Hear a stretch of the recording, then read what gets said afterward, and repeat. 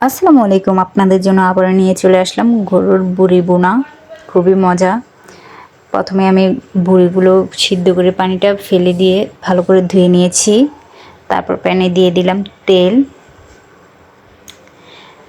দিয়ে দিব পেঁয়াজ কুচি।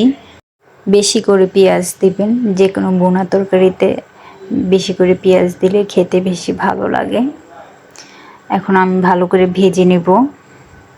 তারপরে দিয়ে দিলাম 2টা তেজপাতা, দিয়ে দিব এলাচ, দারচিনি, লং। তারপরে এগুলো ভালো করে ভেজে নিব। দিয়ে দিব আদা রসুন বাটা 2 টেবিল চামচ, দিয়ে ভালো করে নেড়ে চেড়ে নিব। তারপরে দিয়ে দিব পানি দিয়ে ভালো করে নেড়ে চেড়ে দিয়ে দিব মরিচের গুঁড়া 2 চা চামচ, দিয়ে দিব হলুদের গুঁড়ো 2 চা চামচ,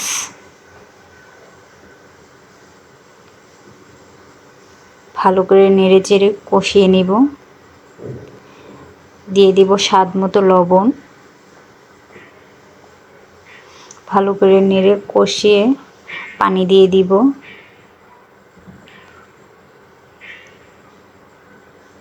তারপর ভালো করে ভাজা ভাজা করব।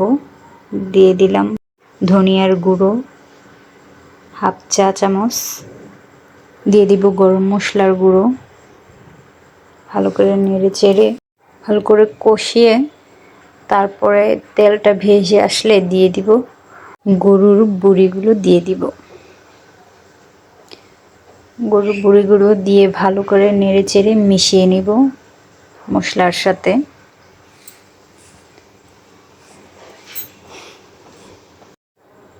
এই তো আমার মেশানো হয়ে গেছে। এখন ঢাকনা দিয়ে ঢেকে কতক্ষণের জন্য কষিয়ে নেব।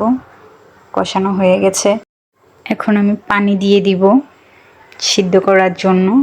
আগে থেকে আমি সিদ্ধ করে নিয়েছিলাম, তাও আবারও ভালো করে সিদ্ধ হওয়ার জন্য আমি পানি দিয়ে দিলাম। 4 কাপের মতো পানি দিয়েছি।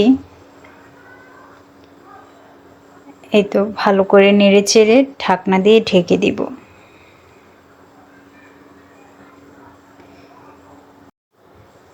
আমার বুড়ি বোনা হয়ে গেছে, আপনারা দেখতে পাচ্ছেন।